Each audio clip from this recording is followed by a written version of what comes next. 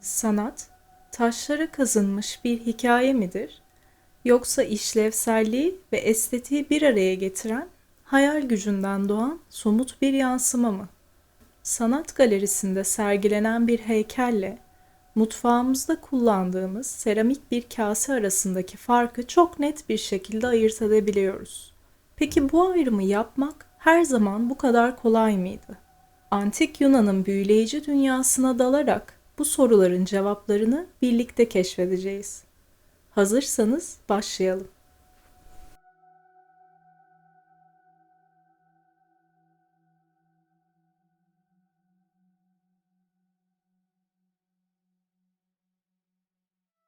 Bizler sanatı bugün genellikle müzelerde ve galerilerde izlemeye alışkınız.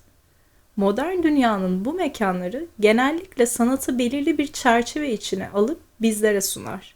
Ancak bu anlayış özellikle 18. ve 19. yüzyılda müze ve galerilerin kurumsallaşmasıyla birlikte şekillenmiştir. Sanatın belirli mekanlarla sınırlandırıldığı bu düşünce biçimi tarihin her döneminde aynı şekilde var olmamıştır. Antik Yunan toplumuna bir baktığımızda ise durum bundan bir ölçekte farklıdır. O dönemde sanat, insan yaşamının her alanına nüfuz eden bir olguydu. Bir çömlek, bir heykel, bir tapınak, bunlar sadece hayranlık uyandırmak için değil, aynı zamanda dokunulmak, kullanılmak, hissedilmek, bir topluluğun ritüellerine hizmet etmek için vardı. Şimdi bu toplumu biraz daha inceleyelim.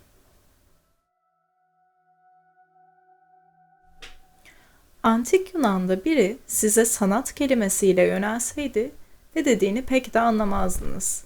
Çünkü o dönem için sanat kavramı diye bir şey yoktu. Şaşırtıcı değil mi? O zamanlar el becerileri, zanaatkarlık, yaratıcılık gibi işlerin hepsi tek bir çatı altında toplanıyordu. Ve bütün bunlar tek bir kavramla ifade ediliyordu. Tehni. Örneğin M.Ö. 3. ve 2. bin yıllarda üretilen Girit'teki Minos uygarlığına ait Kamares çömleklerini düşünelim. Tehni anlayışını yansıtan bu çarpıcı örnekler, su ve çeşitli yiyecekler taşımak için üretildiği gibi, aynı zamanda üzerlerinde canlı renklerle süslenmiş dalga ve spiral motifler bulundururdu.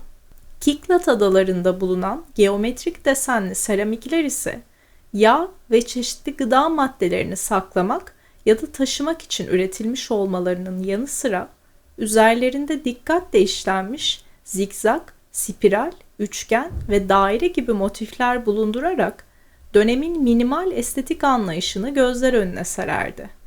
Ancak bugün bu eserler dini ritüellerde, mezar hediyeleri olarak veya su ile yiyecek taşımak ya da saklamak için kullanılan zanaat ürünleri olarak kabul edilir.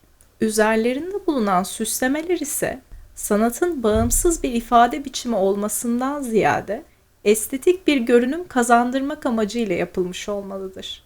Çünkü bir ürünün sanat olarak değerlendirilebilmesi için seri üretim olmasından ziyade bir sanatçının imzasını taşıması gerekir. İşte bu noktada kendimize şu soruyu sorabiliriz. Sanat bu tarihsel süreçte işlevsellikten ayrılarak nasıl estetik bir değer kazanmıştır?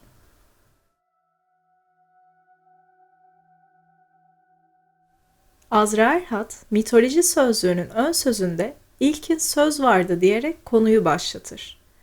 Bu sözün büyüleyici bir tarafı var. Çünkü gerçekten de insanlığın kültürel yolculuğunun en güçlü temellerinden biri sözle başlamıştır. Bu sözler yalnızca bir iletişim aracı değil, aynı zamanda insanların kimliklerini, değerlerini ve dünyayı anlama biçimlerini yansıtan önemli araçlardır. Azra Erhat'ın bu ifadesini derinlemesine kavrayabilmek için Antik Yunan'da sözün 3 farklı biçimini ele alacağız. Mitos, epos ve logos.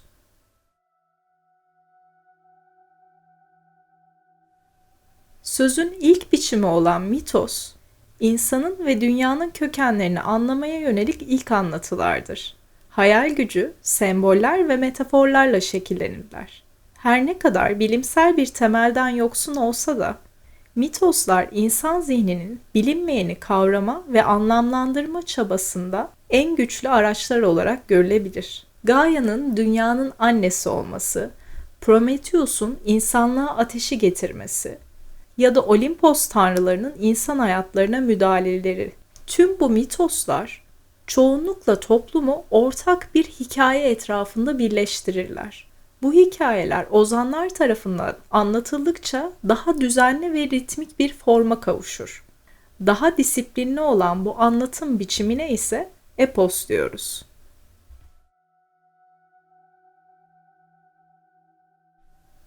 Epos'un en dikkat çekici örneklerinden ikisi ise Homeros'un İlyada ve Odessa destanlarıdır. Homeros'un gerçek bir birey mi yoksa farklı ozanların kolektif bir temsili mi olduğu bugün hala tartışılsa da bu destanların kültürel ve edebi önemi su götürmez bir gerçektir. Yazılı kaynakların sınırlı olduğu antik Yunan dünyasında İlyada ve Odessa bu medeniyetin değerlerini, inançlarını ve hayallerini yansıtan kültürel birer ayna olarak var olur. Hatta bu destanlar öyle güçlü bir kültürel ayna sunar ki İlyada'da anlatılan bilgilerden yola çıkarak Alman arkeolog Heinrich Schliemann 19. yüzyılda Troya kentini keşfetmiştir. Milattan önce 8. ve 6. yüzyıllar arasında Homeros dışında Hesiados gibi ozanlar da sözlü kültürün izlerini eserlerine taşıyarak bu dönüşümde önemli roller üstlenirler. Hesiodos'un Tehagonya yani Tanrıların Doğuşu adlı eseri evrenin, tanrıların ve dünyanın kökenini açıklayan mitolojik bir anlatıdır. Bu tür eserler tanrıların ve kahramanların hikayelerini yaşatmakla kalmamış, aynı zamanda sonraki tragedya yazarlarına da derin bir ilham kaynağı olmuştur. Ayrıca tragedya sahnelerinde mitosların yeni yorumlarına da şahit oluruz. Örneğin ilk tragedya yazarı olarak bilinen Aiskilos, Orestia üçlemesinde İlyada'daki Agamemnon'un hikayesini alıp kader, adalet ve intikam gibi ahlaki ve toplumsal temalarla birleştirerek Homeros'un destanlarının sahneye taşınmasında öncü olmuştur. Bu gelenek Sofokles ile de devam ettirilir.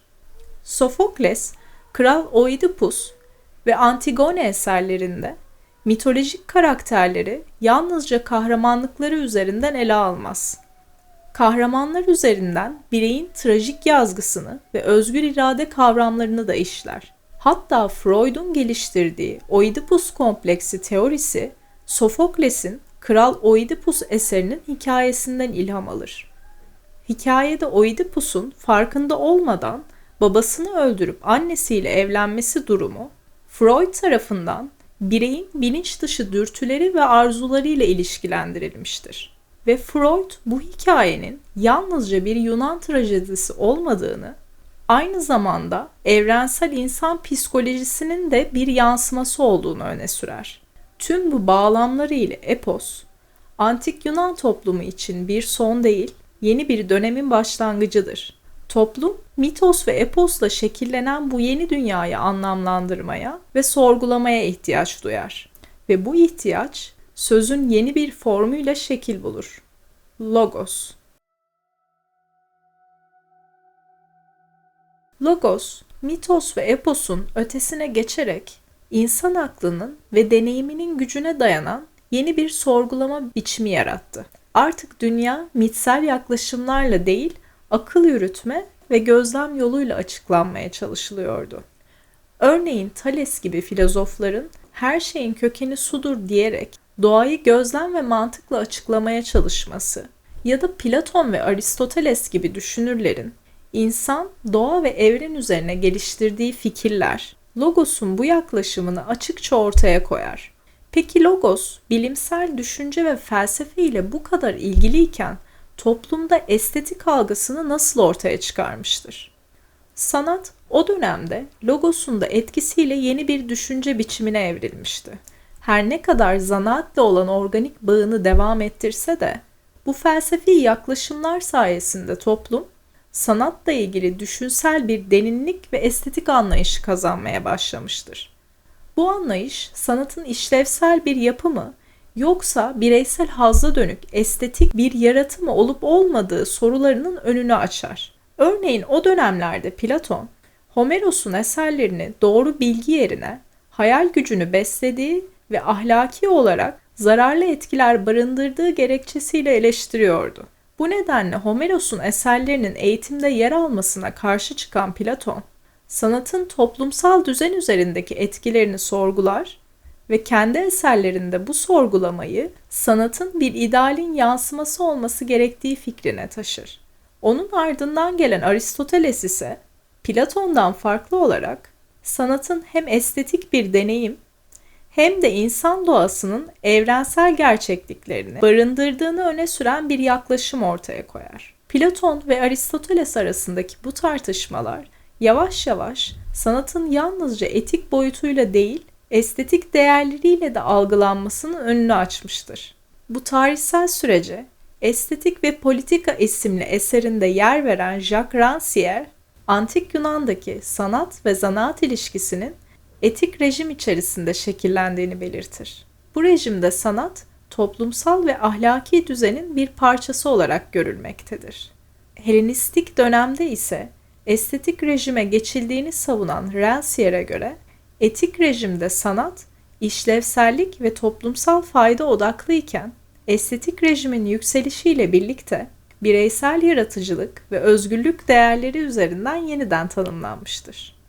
Bu yaklaşım Logos'un etkisiyle sanat algısının nasıl oluştuğunu anlamamız için bize önemli bir perspektif sunar. Helenistik dönemde gerçekleşen bu değişimi çömlekçilik, heykel ve mimaride açıkça görebiliriz. Örneğin daha önce göstermiş olduğum erken dönem çömleklerinin yerini alan Attika vazolarında ressamların ve bazen çömlekçilerin eserlerini fırınlamadan önce imzaladıkları görülür. Bu durum tek bir kişinin elinden çıkan bu eserlerin kime ait olduğunun bilindiğini ve sanatçı kimliğinin önem kazandığını göstermesi açısından oldukça değerlidir. Ekranda gördüğünüz Attika üslubunu taşıyan bu eserler kırmızı zemin üzerine siyah figürlerin işlendiği bir tarzda üretilir. Bu resimde M.Ö. 6. yüzyılın sonlarında etkin olan ünlü vazo ressamı ve çömlekçi Egzekias'ın bir amforasını görmektesiniz.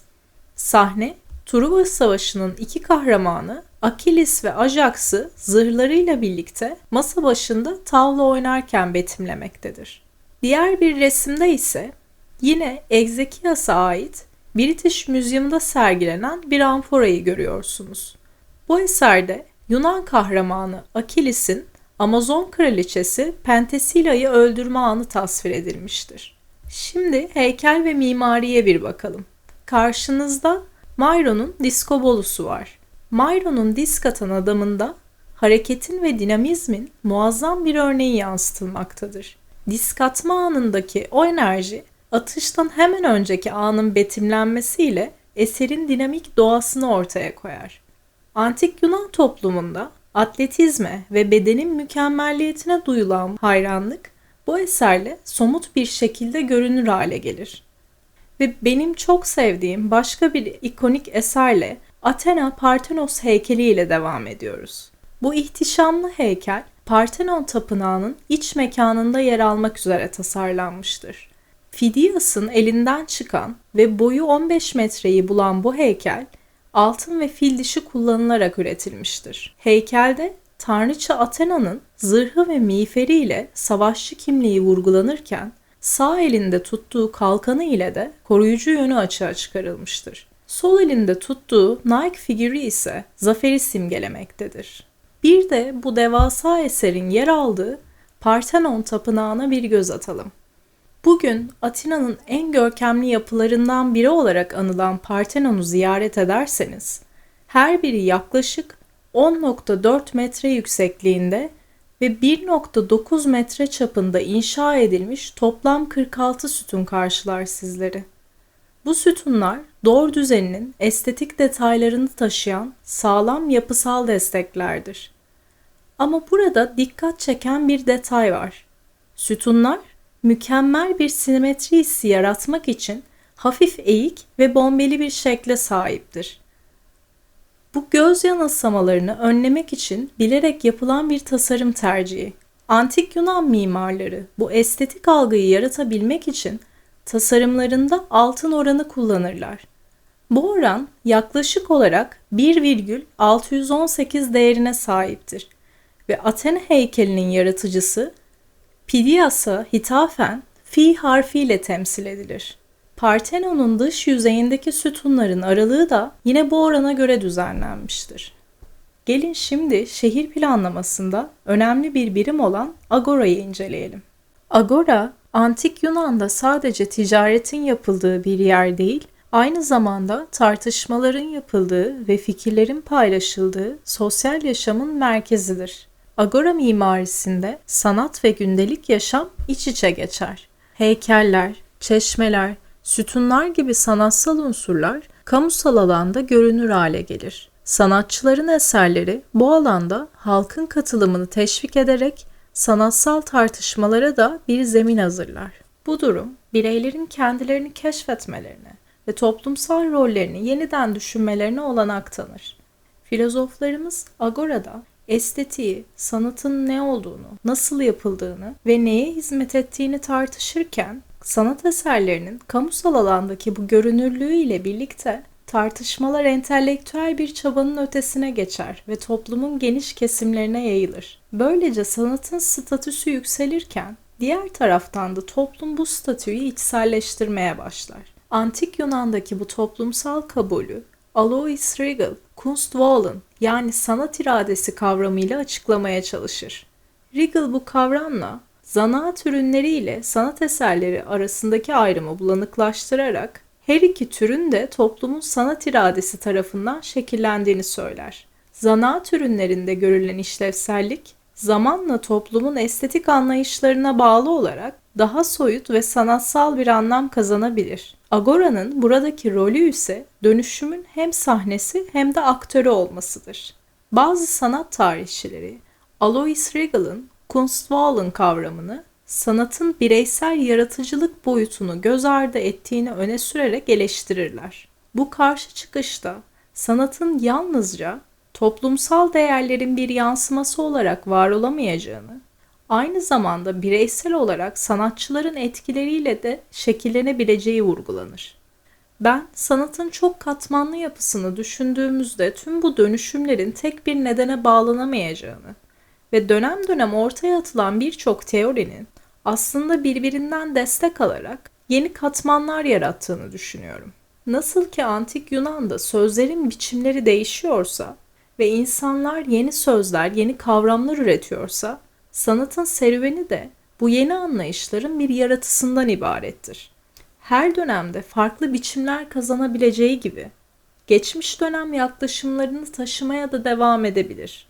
Şu an ekranda Zaha Hadid'in modern mimari eserlerinde geometrik formların ve matematiksel oranların estetik bir unsur olarak kullanıldığı örnekleri görüyoruz. Bu bağlamıyla Antik Yunan'da kullanılan altın oran ve simetri gibi ilkelerin günümüz sanatında da hala etkili olduğunu görebiliriz. Hatta bu düşünceyi biraz daha genişletirsek, mankenlerin ve influencerların paylaşımları ile birlikte ideal yüz ve beden oranlarının dijital dünyada yaygınlaştığını söylemek mümkün.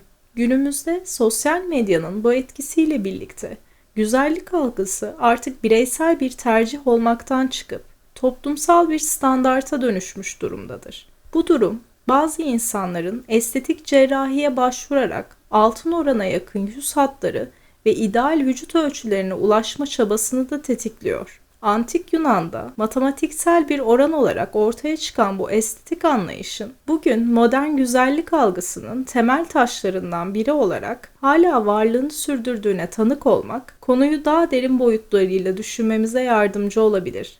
Fakat bu güncel etkiler konumuzun biraz dışında kaldığı için bunları düşünmeyi sizlere bırakıyorum. Beni dinlediğiniz için teşekkür ederim. Bir sonraki videomuzda Orta Çağ'da sanatın nasıl şekillendiğini, dini etkilerle birlikte sanat ve zanaat ayrımının nasıl tanımlandığını inceleyeceğiz. Eğer bu yolculuğa siz de eşlik etmek istiyorsanız kanala abone olmayı ve videoyu beğenmeyi unutmayın. İyi bir dünya yaratma yolunda sanat, hoşgörü ve güzellikle kalın.